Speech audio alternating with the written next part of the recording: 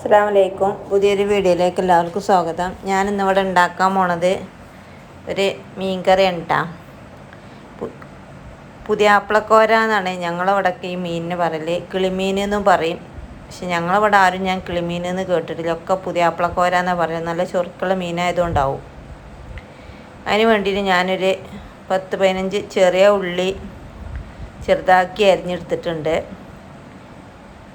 കുറച്ച് വെളുത്തുള്ളി കൂടി ചെറുതാക്കി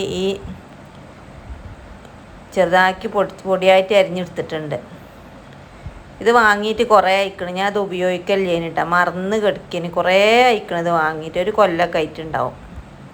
അപ്പോൾ ഇതിൽ ഉപയോഗിക്കാനൊക്കെ നല്ല സുഖമുണ്ട്. എന്തായാലും ഞാൻ ഇതിലാണ് ഇതൊക്കെ ചെറുതായിട്ട് അരിഞ്ഞെടുത്തത്. ഇഞ്ചിൻ്റെ ചെറിയൊരു കഷ്ണം കൂടി ഇതിലിട്ടിട്ടുണ്ട്. ഇനി ഇതിലേക്ക് തക്കാളിയും പച്ചമുളകൊക്കെയാണ് ഇടുന്നത്. വലിയ ഉള്ളി ഇട്ട് കൊടുക്കണില്ല.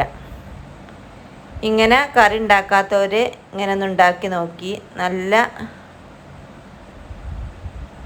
ടേസ്റ്റ് കാരണം ചെറിയ ഉള്ളി ഇട്ടിട്ട് പുതിയാപ്പിളക്കോരൻ്റെ കറി വെച്ചാൽ.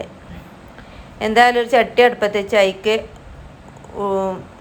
വെളിച്ചെണ്ണ ഒഴിച്ചിട്ട് കടുകും ഉലുവയും വലിയ ജീരകം ഇട്ട് കൊടുത്ത് അതൊന്ന് പൊട്ടീൻ്റെ ശേഷം ഈ ചെറുതായിട്ട് അരിഞ്ഞു വെച്ച ഉള്ളിയും വെളുത്തുള്ളിയും, ചെറിയ ഉള്ളിയും വെളുത്തുള്ളി ഇഞ്ചി എല്ലാം കൂടി ഇട്ട് കൊടുത്ത് അത് വാടീൻ്റെ ശേഷം അതിക്ക് വാടാൻ വേണ്ടി ഞാൻ ആദ്യം കുറച്ച് ഉപ്പിട്ട് കൊടുത്തിട്ടുണ്ട്. ഇനിട്ടാ ഒന്ന് വാടി വന്നതിൻ്റെ ശേഷം അതിക്ക് പച്ചമുളകും തക്കാളിയും കൂടി ഇട്ട് കൊടുത്ത് ഇത് ഒന്ന് കുറച്ച് സമയം ഒന്ന് അടച്ച് വെച്ചിട്ടുണ്ട്. ഇനി അപ്പോൾ ഇത് നല്ലോണം തക്കാളിയൊക്കെ നല്ലോണം ഉടഞ്ഞ് വന്നിട്ടുണ്ട്.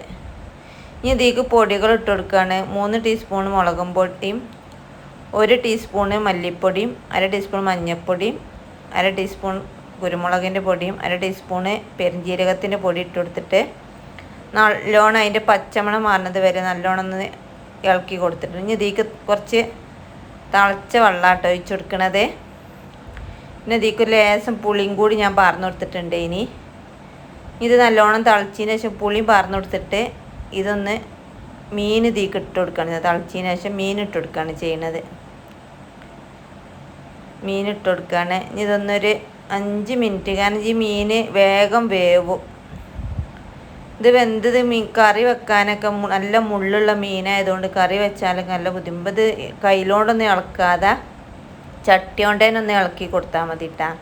ഇങ്ങനെ ചെറിയ ഉള്ളി മാത്രം ഇട്ടിട്ട് ഇങ്ങനെ ഒരു കറി ഉണ്ടാക്കി നോക്കേണ്ടി. കുറച്ച് ചപ്പും കൂടി ഇട്ടെടുത്ത്. ഇതാണ് ഇന്നത്തെ വീഡിയോ. പുതിയൊരു വീഡിയോ ആയിട്ട് കാണുന്നത് വരെ അസ്സലാമു അലൈക്കും.